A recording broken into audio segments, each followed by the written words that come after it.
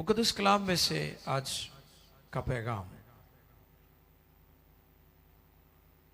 Old testament के अंदर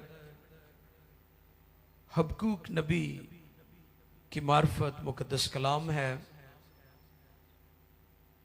अंबिया असगर सहाइफुल अंबिया में से अंबिया असगर की जो कुतब हैं उनमें से हबक्कूक नबी की किताब है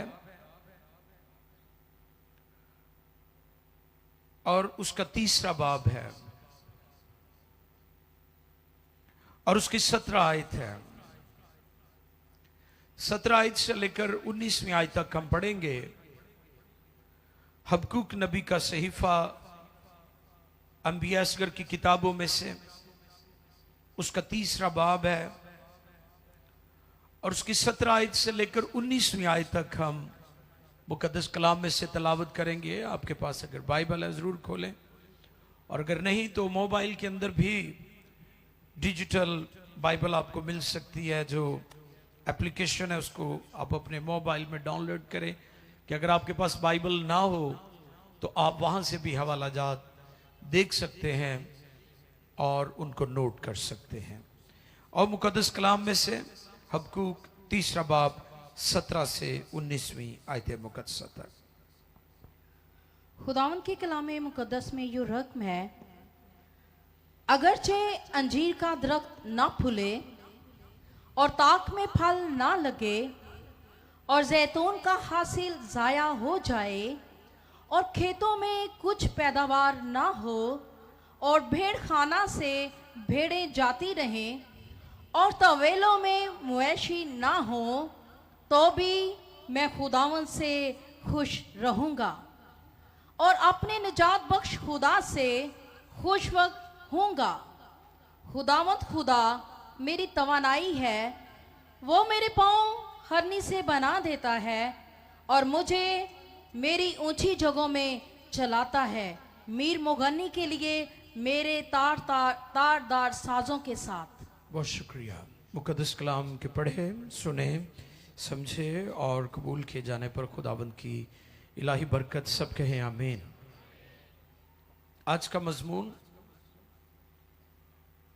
ईमान और शुक्रगुजारी लाजिम व मलजूम है।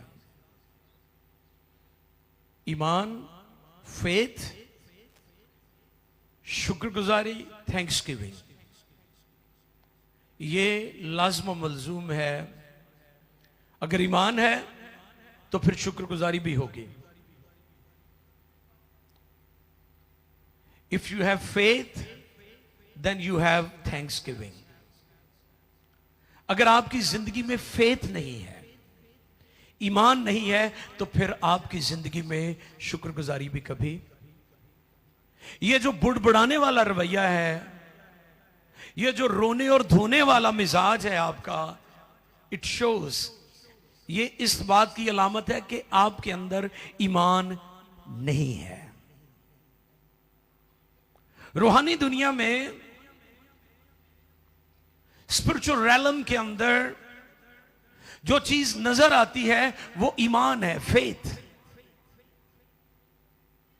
रूहानी दुनिया में नजर आने वाली चीज ईमान है, और अगर आपके अंदर ईमान है तो फिर आपके अंदर थैंक्सगिविंग यानी शुक्रगुजारी भी होना लाजमी है, क्योंकि ये दोनों लाज़िम मलजूम है।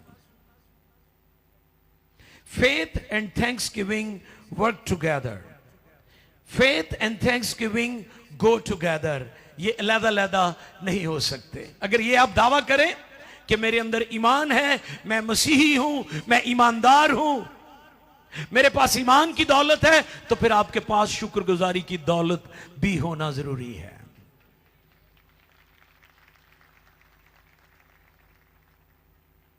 हबक्कूक इब्रानी नाम है, हिब्रूज नेम है ये, और इसका मतलब है बगलगीर होना, लपक जाना, जुड़ जाना, लपके रहना, अलग ना होना, ये है इसका मतलब। और ये एक पौधा है उसकी जो वजह कहते हैं वो ऐसे है जैसे दो आदमी बगलगीर हो रहे हैं। इब्रानी में हबकूक कहते हैं और ये हाबक से निकला है, जिसका मतलब है जुड़े रहना, लपके रहना, पेवस रहना, साथ ना छोड़ना, जुदा ना होना। हबकूक ने 10 से 20 साल तक बनी यहूदा की रिहाई के लिए, निजात के लिए, उनकी रेस्टोरेशन के लिए, उनकी बहाली के लिए दुआ की, शफात की कि खुदा तू अपने लोगों को बहाल कर। और उसकी नजर दाखिली और खारजी सतह पर थी।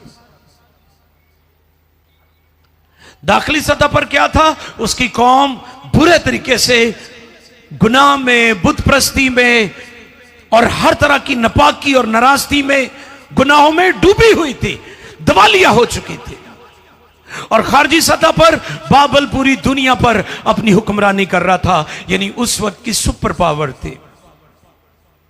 आज भी दुनिया में देखें जो सुपर पावर्स हैं, कोई भी हो, जिस भी दौर में रही हो, वो दूसरों पर अपनी हुक्मरानी और अपनी अथॉरिटी और अपना इख्तियार जताने की कोशिश करती है। इस पर पहले भी मैंने बताया था कि दुनिया की सुपर पावर्स तब्दील होती रहती हैं, लेकिन ऐसी सुपर पावर जो खुदा कादिर मुतलक है वो हमेशा हमेशा तक बादशाही करता है।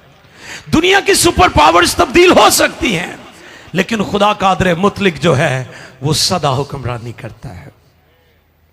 सो इसलिए सदा बादशाही सिर्फ सोने रब दी है।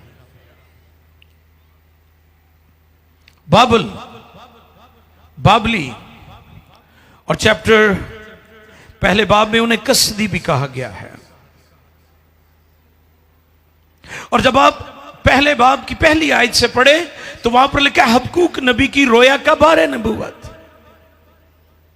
लफ्ज बार या बारे इब्रानी तहरीर उसलूब में उस वक्त आता है 3 हालतों में: ऐलान खुदाबंदी, या खुदा किसी को बोझ से भर दे, या हालात बेकाबू हो जाए, इख्तियार से निकल जाए। और पहले बाब में हबकूक की तशवीश भी है। तशवीश क्या थी? बनी यहूदा ने, बनी इस्राइल ने खुदा की नाफरमानी की, हुक्म अदूली की, बुत परस्ती की, हर तरह की बुराइयों और नापाकियों और गुनाहों में डूब गए और खुदा के नाफरमान हो गए। तो खुदा ने सजा के तौर पर क्या किया?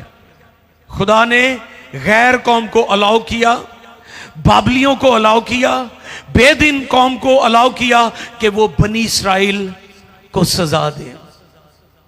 अब हबकूक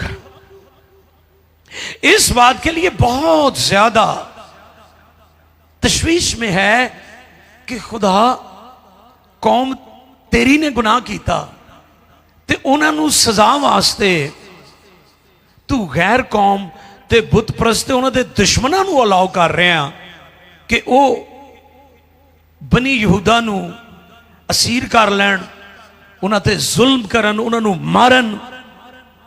और आपको पता है जो कसदी थे, जो बाबली थे, ये बड़े खूनखार थे। जब ये किसी मुल्क पर कब्जा करते थे ये इंसानों को भी मारते थे, ये औरतों का लिहाज नहीं रखते थे, ये बच्चों का लिहाज नहीं रखते थे, ये जानवर भी मार देते थे। इवन ये जमीन की खुदाई करके जमीन को भी जला देते थे ताकि वहां पर किसी तरह की कोई फसल ना हो। अब हबकूक की यह तशवीश है कि खुदा कौम तो तेरी है, लोग तो तेरे हैं, लेकिन इनको जो अजियत और दुख दे रहे हैं वो तो बेदीन लोग हैं, वो तो बुत परस्त हैं।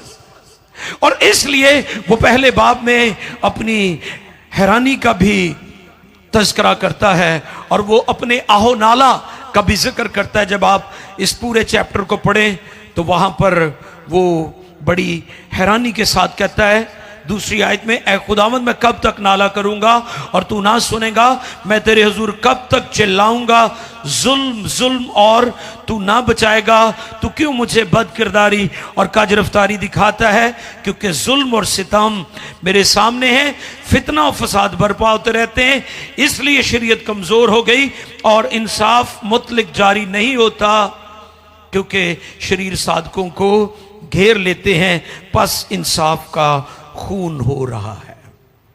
हैरानी है उसकी कि मैं अपने लोगों के लिए, मैं अपनी कौम के लिए, मैं अपने अहद के लोगों के लिए शफात कर रहा हूं, लेकिन ऐ खुदा कोई इंसाफ नहीं मुझे नजर आ रहा।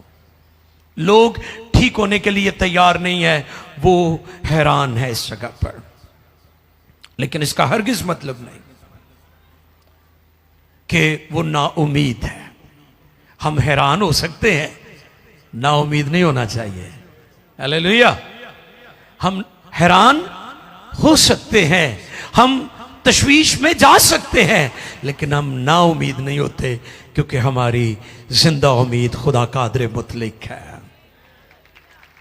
ज़ुबूर नवीस क्या कहता है? मैं अपनी आंखें, मेरी मदद कहां से आगे? फिर आप ही जवाब देंदा कि मेरी मदद ऊपर से है। हालेलुया। हालात कई दफा हमें बिटर कर देते हैं, तल्ख कर देते हैं। हमारा मिजाज, हमारा रवैया, हमारे रिलेशंस, हमारे ताल्लुकात। फ्रैंकलिन बेंजामिन, जो अमेरिका के फाउंडिंग फादर्स में से है, वो एक दानश्वर था और वो बाइबल मुकद्दस से बड़ा प्यार करता था। अब गौर करें, वो बाइबल से बड़ा प्यार करता था, जहां जाता था मुकद्दस कलाम को अपने साथ रखता था और वो किसी ना किसी तरह से खुदा का कलाम लोगों तक लेकर जाता था। वो फ्रांस का सफीर भी रहा, वो पेंसिल्वेनिया जो स्टेट है अमेरिका की, वहां का गवर्नर भी रहा, वो राइटर भी था, वो साइंसदान भी था, और फिर भी वो खुदा के कलाम से प्यार करता था।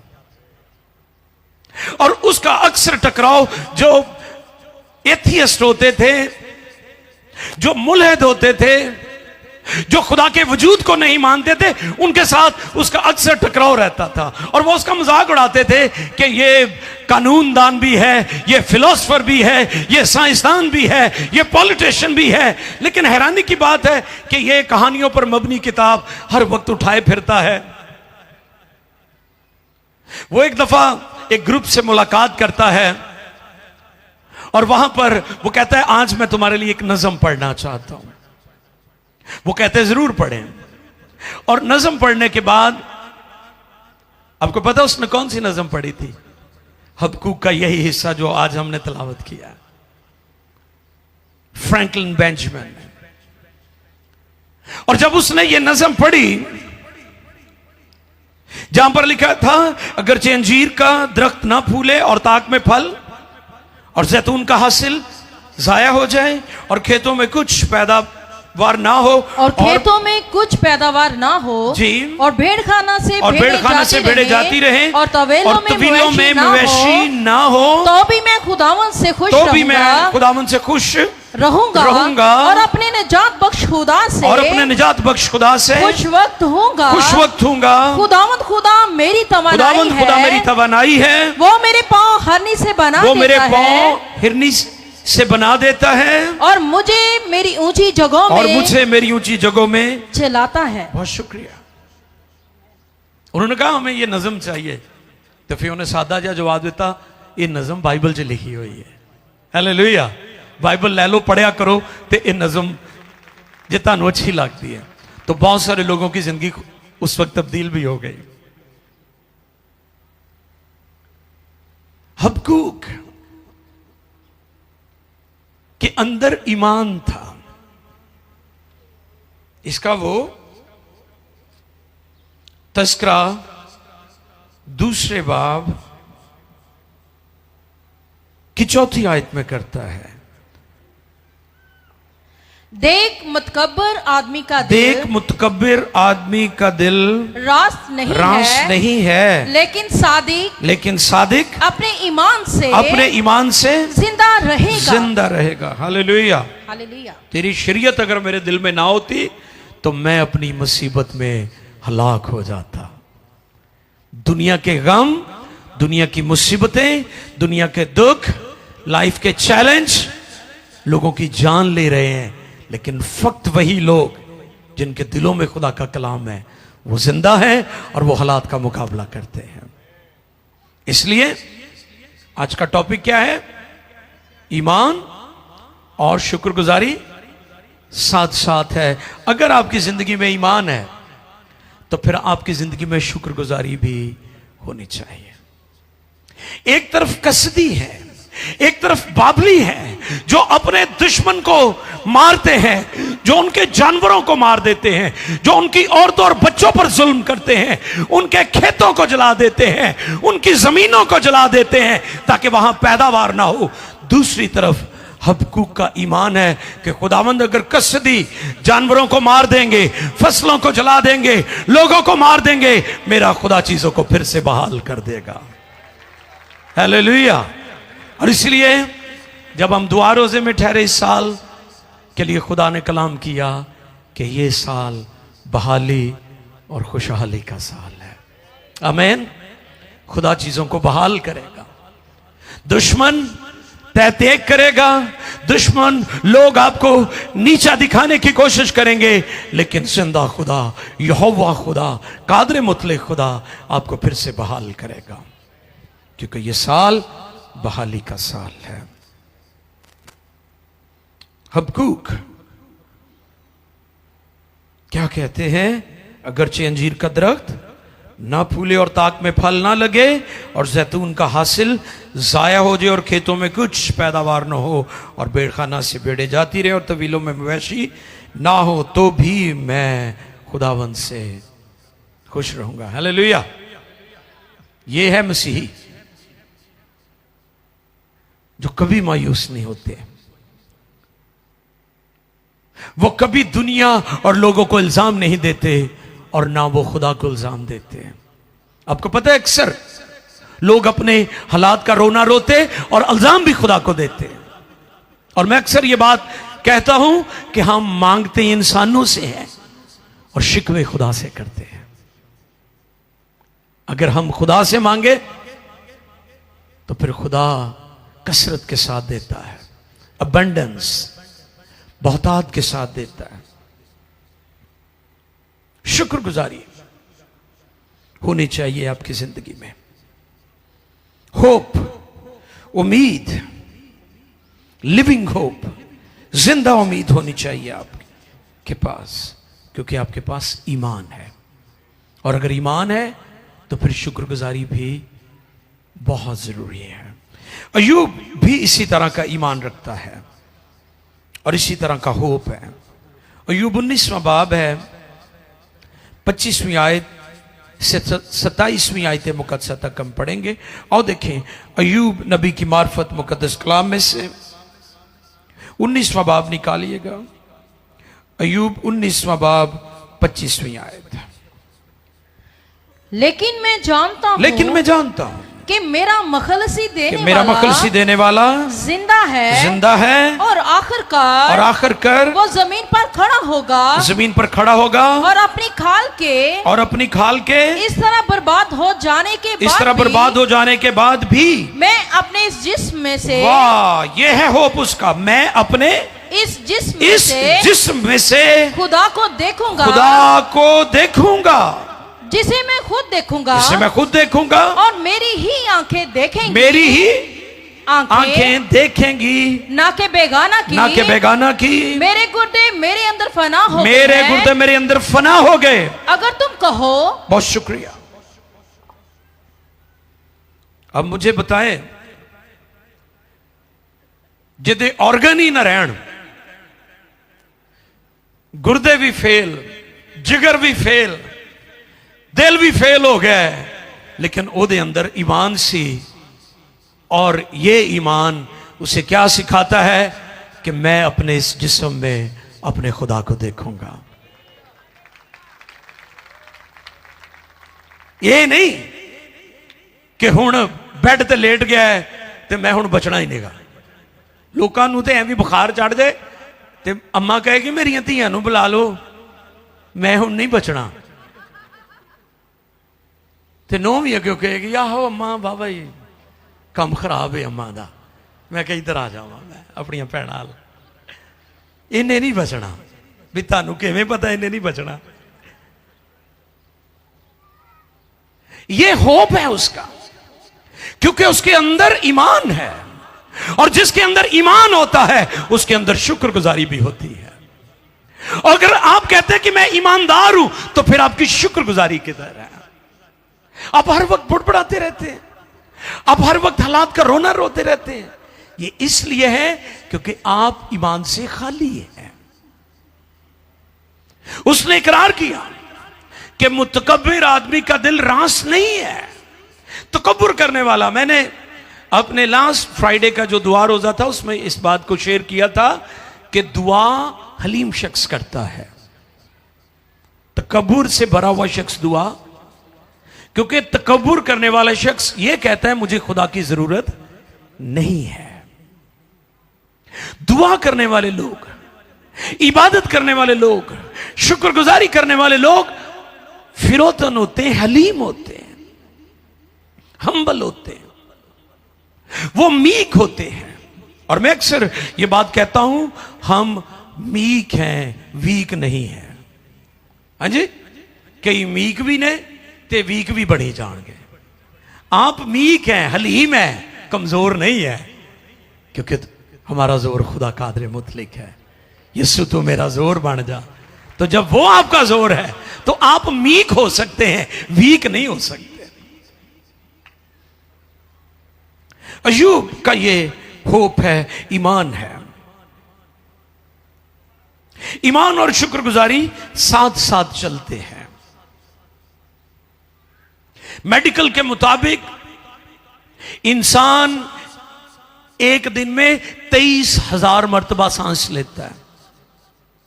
कितनी मर्तबा?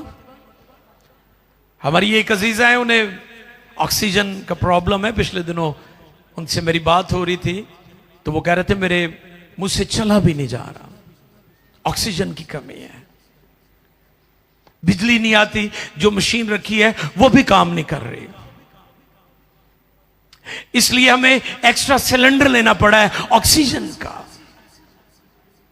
और कोविड में, कोरोना में आपने देखा पूरी दुनिया में और हमारे मुल्क के अंदर भी ऑक्सीजन जो नापैद हो चुकी थी, मुयस्सर नहीं थी, और बेशुमार लोग जो हॉस्पिटल्स में थे उनके जब बिल बने तो हजारों और लाखों में बने, और लोग हैरान थे कि कोरोना वायरस ने पूरी दुनिया को हिला के रख दिया।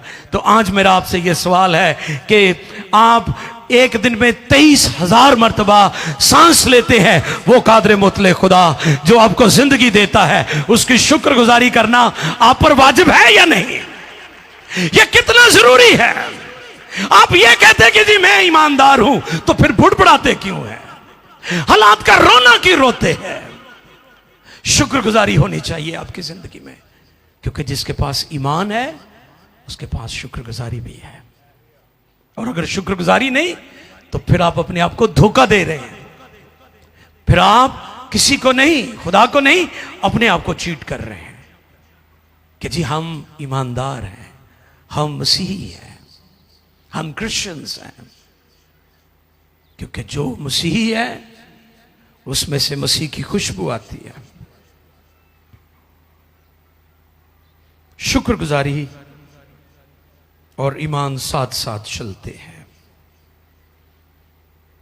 ईमान हमें तस्लीम और रजा सिखाता है। आपको पता है कुछ चीजों को कबूल करने के लिए हम तैयार नहीं होते, और हम उसके लिए तैयार नहीं होते, हम उसको कबूल करने के लिए तैयार नहीं होते, हम उन चीजों में मूव करने के लिए तैयार नहीं होते, लेकिन फेथ, ईमान हमें तैयार करता है। ईमान हमें हौसला देता है। हबक्कूक की तरह दुश्मन खूनखार था, जालिम था, सब कुछ बर्बाद करता था, लेकिन हबक्कूक का ईमान था कि मेरा खुदा चीजों को बहाल करेगा। इसलिए वो कहता मैं मायूस नहीं हूं अपने खुदा से। हंसते बड़ी जल्दी मायूस हो जाने है ना, बड़ी जल्दी हथियार छोड़ देने, ऐसे घुटने टेक देने, गैर मबूदों की पैरवी में चले जाते हैं, या ईमान से ही कई लोग फिर जाते हैं, सस्ते जी सौदा कर लेंदे ने, यहूदा इस्करियोती तरह। इस पर हम सीख चुके हैं, यहूदा ने यीशु का सौदा नहीं किया था, यहूदा ने अपना सौदा किया था, क्योंकि यीशु तो अनमोल है, कीमती है मेरा यीशु, उसकी कोई कीमत नहीं लगा सकता। उसने दर हकीकत अपना सौदा किया था। शुक्रगुजारी आसान अमल नहीं है, लेकिन अगर शुक्रगुजारी नहीं तो हम ईमान के मुनकर हैं। फिर शुक्रगुजारी खुदा की मर्जी भी है, विल ऑफ गॉड। शुक्रगुजारी क्या है? खुदा की मर्जी भी है, खुदा की रजा भी है। खुदा यह चाहता भी है कि हम शुक्रगुजारी करने वाले हों। पहला थिस्सलुनीकियों 5वें बाब की 18वीं आयत। शुक्रगुजारी खुदा की मर्जी और शुक्रगुजारी हर एक बात में की जाती है। जी, पहला थिस्सलुनीकियों 5वां बाब 18वीं आयत। हर एक बात में, हर एक बात में, कितनी बातों शुक्रगुजारी में करो, कितनी बातों में जी? हर एक बात हर में एक बात में शुक्रगुजारी करो, शुक्रगुजारी करो, क्योंकि मसीह यीशु में, क्योंकि मसीह यीशु में तुम्हारी बाबत खुदा की यही मर्जी है। यही मर्जी है, हर एक बात में, चंद एक बातों में नहीं है। क्योंकि लिखे हैं कि सब चीजें मिलकर खुदा से मोहब्बत रखने वालों के लिए क्या पैदा करती हैं? क्या करती हैं? यानी अगर आपके खिलाफ भी है ना, कोई प्रोपोगंडा कर रहा है, आपके खिलाफ कोई साजिश कर रहा है, तो आप याद रखें वो आपके लिए बुराई के प्लान कर रहा है, खुदा उस बुराई में से भलाई पैदा करेगा। खुदा नेगेटिव में से पॉजिटिव निकालेगा। और खुदा की देर जो हमें लगती है, दर हकीकत देर नहीं होती, खुदा का टाइम होता है, खुदा का वक्त होता है। हम चाहते हैं चीजें जल्दी जल्दी हमें मिल जाए, हमारे अंदर इंतजार नहीं है, पेशेंस नहीं है, हम जल्दबाज हैं, और हमारी जल्दबाजी, हमारे जल्दबाजी के फैसले हमें तो दुख देते हैं, हमारे खानदान और नस्लों को भी दुख देते हैं। तो इसलिए खुदा का जो वक्त है वही हमारे लिए बेस्ट है। मैंने जुमेरात को यह पैगाम दिया था, खुदा ने बनी इस्राएल को कहा कि मैं तुम्हारे दुश्मनों को एक ही साल में खत्म नहीं करूंगा, बल्कि थोड़ा थोड़ा। कैसे? बोलो, तुसी थोड़े दे कायल नहीं गए, थोड़ा थोड़ा। असी कहनी बहुता बहुता, आदत है ना, असी ते नवाले भी बड़े बड़े चुक के मुंह च पाने, भावें मुंह ही भुला हो। अच्छा, वह हजम नहीं, वह हले जाता नहीं मैदे च, दूजा फे चुक लेने, ते प्लेटां भी साड़ियां टीसियां लगियां होंदियां ने, जिवें आखिरी समझ के खाण दे। सुन रहे मेरी बात? हमें आदत है बहुते बहुते की, लेकिन लिखा है कि मैं तेरे दुश्मनों को थोड़ा थोड़ा, और आगे वजह भी बताई कि अगर तेरे दुश्मन खत्म हो गए तो जंगली दरिंदे तुझे खा जाएंगे। सुन रहे मेरी बात? क्योंकि जब इंसान कम हो जाते हैं तो जानवर बढ़ जाते हैं, ठीक है ना? जब इंसान कम होंगे तो जानवर। और खुदा ने बनी इस्राएल को कहा कि मैं तुम्हारे दुश्मनों को थोड़ा थोड़ा करके तुम्हारी जिंदगी से खत्म करूंगा, ताकि ये ना हो कि जंगली दरिंदे खूनखार जानवर तुम पर हमला कर दें। और इस पर मैंने बताया था कि रूहानी मानों में बहुत सारे दरिंदे और खूनखार जानवर हमारे अंदर हैं, और वो हमारा तकब्बुर है, ठीक है, हमारे गुनाह है, जो हमें फिर अपने कब्जे में ले लेते और हमारा सत्यानाश कर देते हैं। तो कई चीजों को खुदा आहिस्ता आहिस्ता हमारी जिंदगी में लेकर आता है, और फिर खुदा उसके लिए हमें तैयार भी करता है। कई चीजों के लिए आप तैयार नहीं होते कि आपको मिले, लेकिन अगर वो चीजें हमें मिल जाएं जिसकी कैपेसिटी नहीं है हमारे पास।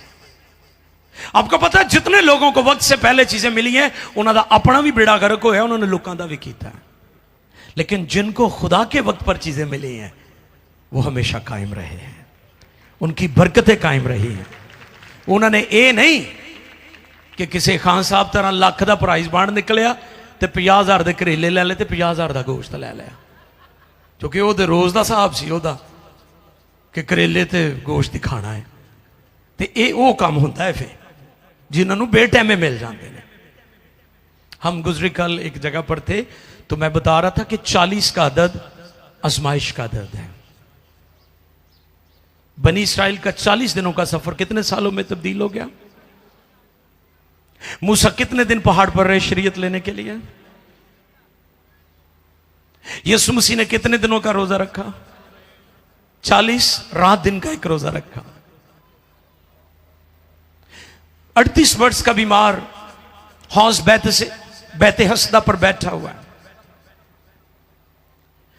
कितने साल हो गए हैं उसको बीमार हुए? कितने साल रह गए थे उसकी आजमाइश में? मैं बता रहा था कि जो लोग 40 साल, कल खादमों के साथ मेरी गुफ्तगू थी कि जिन खादमों को 40 साल हो गए खिदमत करते हुए वो आजमाइश के दौर से निकल गए हैं। और अगर कोई 40 से नीचे अभी, तो आप समझ लें अभी तक आप आजमाइश में से गुजर रहे हैं, क्योंकि 40 का अदद आजमाइश का अदद है। मेरे अजीजों, खुदा हमें बहाल करना चाहता है। आखिरी हवाला है, पिछले दिनों एक टॉपिक था शुक्रगुजारी, खुदा की हजूर यादगारी। हालेलुया। ये भी हवाला उसी से मिलता जुलता है, लेकिन इसमें सखावत का जिक्र है कि सखावत जो है वो भी शुक्रगुजारी का बाइस बनती है। आइए देखिए, दूसरा क्रंथियों 9वां बाब, उसकी 10वीं, 11वीं, 12वीं, 13वीं, 14वीं, 15वीं, यानी 10 से 15 आयत तक हम पढ़ेंगे, लेकिन 11वीं जो आयत है वो हमारी इस हवाले से मरकजी आयत है, लेकिन आप 10वीं से 15वीं आयत तक पढ़ दें। आइए देखें दूसरा क्रंथियों 9वें बाब की 10वीं आयत से लेकर 15वीं आयत तक। बस जो बोने वाले के लिए बीज और खाने के लिए रोटी बहम पहुंचाता है। खाने वाले के लिए रोटी, जी, खाने के लिए नहीं बल्कि खाने वाले के लिए, खाने के लिए, खाने के लिए, ओके ठीक है जी, और खाने के लिए रोटी बहम पहुंचाता है, ओके, वही तुम्हारे लिए बीज बहम पहुंचाएगा और उसमें तरक्की देगा और तुम्हारी रास्तबाजी के फलों को बढ़ाएगा और तुम हर चीज को अफराद से पाकर सब तरह की सखावत करोगे जो हमारे वसीला से खुदा की शुक्रगुजारी का बाइस होती है। वाह, सखावत क्या होती है जी? शुक्रगुजारी का बाइस होती है। यहां पर हम रुके थोड़ी देर के लिए। सखावत में फर्क है, हदिये में फर्क है। सखावत में फर्क है, और जो पाक कलाम में बात लिखी है ना कि जब तू खैरात करे, जब तू सखावत करे, जब तू किसी की मदद करे, तो क्या लिखा है? अपने आगे ढोल नरसिंगा ना बजवा। यह सखावत है। लेकिन हदिया जो है वो फर्क है। बेवा के बारे में जिक्र है कि उसने कितनी दमड़ियां दी थी, तो कैसे पता चला? उसने दिखाकर ही दी होंगी ना। हदिया आप किसी भी तरह से दे सकते हैं, लेकिन सखावत जो है वो पोशीदगी में की जाती है। इसके लिए रिवॉर्ड नहीं मांगा जाता कि लोगों को दसिया जाए कि मैं बड़ा सकी हां। नो, कि हम लोगों के सामने अपनी बल्ले बल्ले के लिए, शुक्रगुजारी भी कई लोग की बल्ले बल्ले लिख करते हैं ना। वो मां बाप जो बेचारे बुजुर्ग होंगे ने, बुढ़े होंगे ने, उदों उन्होंने दवाई नहीं लैके देंगे, तो बाद बड़े बड़े 40वें करवा रहे होंगे। कैसी अकल है।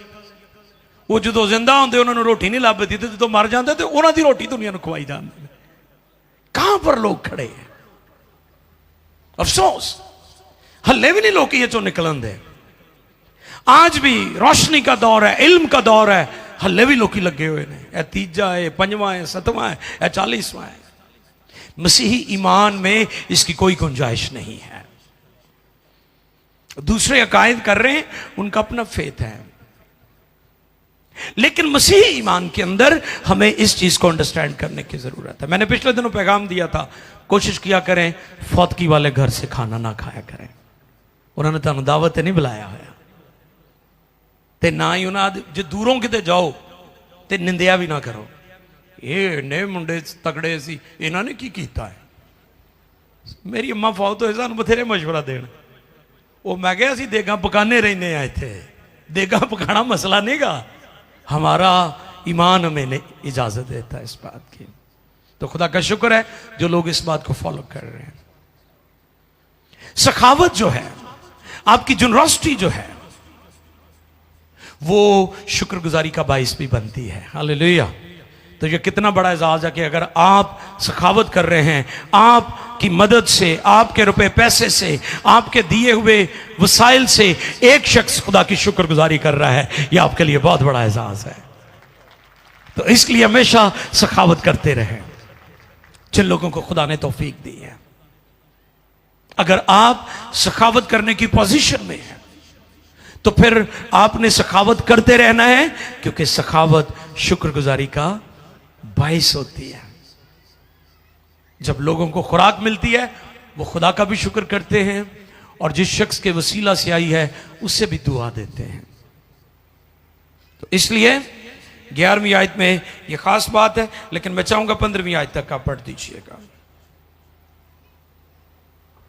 क्योंकि इस खिदमत के अंजाम देने से ना सिर्फ मुकद्दसों की एहतजाजें रफा होती हैं, बल्कि बहुत लोगों की तरफ से खुदा की बड़ी शुक्रगुजारी होती है। Praise the Lord. आगे जी। इसलिए कि जो नियत इस खिदमत से साबित हुई, उसके सबब से वो खुदा की तमजीद करते हैं कि तुम मसीह की खुशखबरी का इकरार करके उस पर ताबियादारी से अमल करते हो, और उनकी और सब लोगों की मदद करने में सखावत करते हो, और वो तुम्हारे लिए दुआ करते हैं और तुम्हारे मुश्ताक है, इसलिए कि तुम पर खुदा का बड़ा ही फजल है।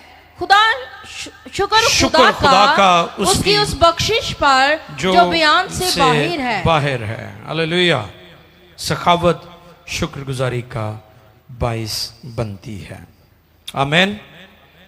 एक सच्चा और हकीकी मसीही जो है, उसकी जिंदगी में ईमान भी होता है और उसकी जिंदगी में शुक्रगुजारी भी होती है, क्योंकि ईमान और शुक्रगुजारी साथ साथ चलते हैं। हालेलुया। तो मेरा ईमान है कि साल आप बुड़बड़ाएंगे नहीं, बल्कि आप शुक्रगुजारी करेंगे। हालेलुया। आप शुक्रगुजारी करेंगे। मुझे नहीं पता कि आप में से कितने हैं जिन्होंने इस साल की शुक्रगुजारी की है या नहीं।